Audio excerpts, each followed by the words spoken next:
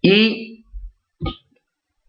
estamos empezando entonces el primer video de la última sesión del año prácticamente, y en el curso de Inferencia Estadística Paramétrica. Pues bien, vamos a mirar, pues tratar de hacer una síntesis de lo que se ha trabajado, pero también debemos de volver a mencionar pues la importancia de la Navidad y desearnos entre todos pues un próspero año 2014 y esperar que tengamos también unos buenos proyectos, tanto en la parte laboral, en lo personal y claro está en lo profesional, y para ello necesitamos capacitarnos, mejorar las investigaciones, producir, etc. Escribir, más no tanto artículos de verdad, sino que yo miraría pues como textos, libros, en fin. Pero bueno, los artículos también son relevantes de alguna manera, a mi modo de ver.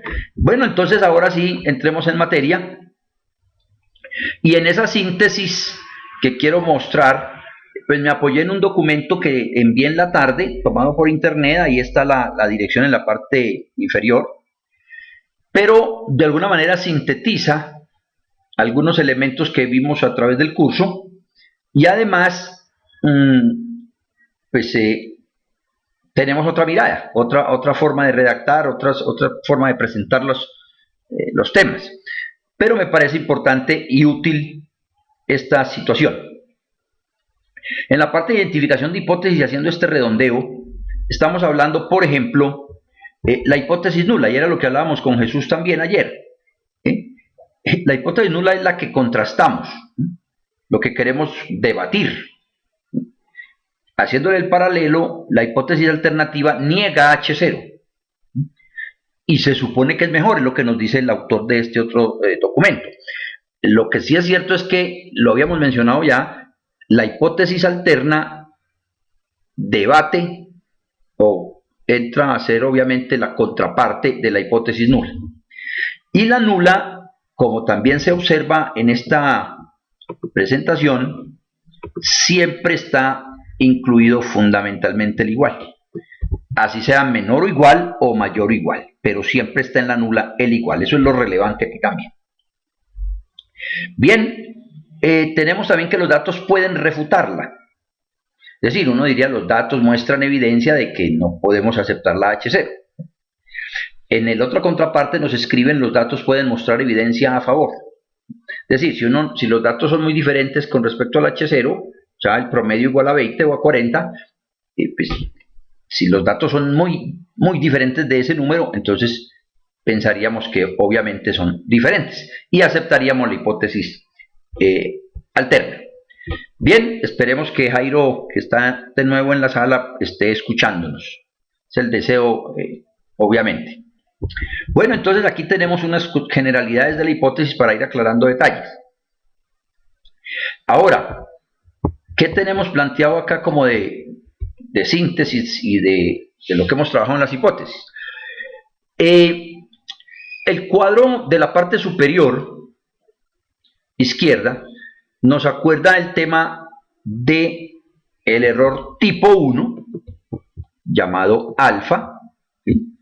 Y es obviamente una decisión incorrecta, el alfa, error tipo 1. Observen que es rechazar H0 cuando realmente ella es verdadera. Y teníamos acá el tema del error tipo 2. El error tipo 2 es el que estamos observando de la probabilidad beta, y es la de aceptar algo falso. ¿Sí? Aceptar algo falso. Ese es el beta. Y eso lo volví a traer a colación porque entonces 1 menos esa probabilidad es lo que se conoce como la potencia de la prueba. Y en diseño experimental y en muchos otros pues hablamos de un 80% como la potencia de la prueba.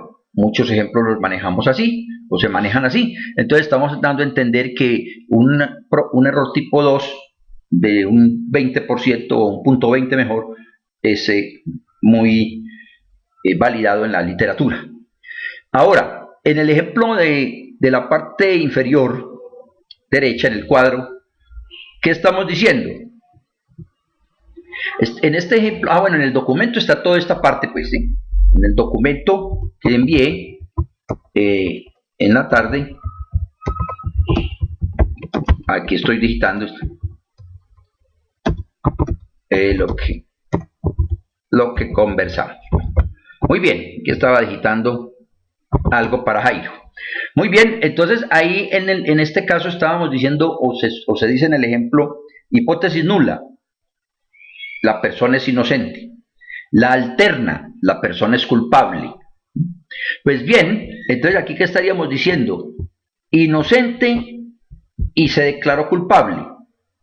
Pues obviamente eso es un error, pero si lo vamos a ponderar de alguna manera, podría ser más grave el otro error, que la persona es inocente y fue declarada culpable. Esto es mucho más trágico. El otro que es, el señor es culpable, pero la hipótesis o el veredicto fue inocente. De todas maneras es un error, pero menos traumático, menos problemático seguramente que el de enviar a la cárcel a personas inocentes. Pero esos son los tipos de error, que dependiendo del tema, también hay que mirar en cuál de ellos tiene mayor incidencia en el área objeto de estudio. En control de calidad se habla del error del consumidor y error del productor, porque obviamente hay algunos casos que se da la probabilidad de rechazar un lote estando bueno. Pues obviamente eso es fatal para el productor. Pero también está el tema de la probabilidad de aceptar siendo malo. Entonces, ¿cuál es el error o el tipo de error que puede perjudicar al consumidor? Esas son situaciones obviamente complejas, pero dependiendo de cada caso, habría que mirar pues y definir los tipos de error. Sabemos que cuando uno se incrementa, el otro disminuye. Entonces, ese es el detalle en esa parte.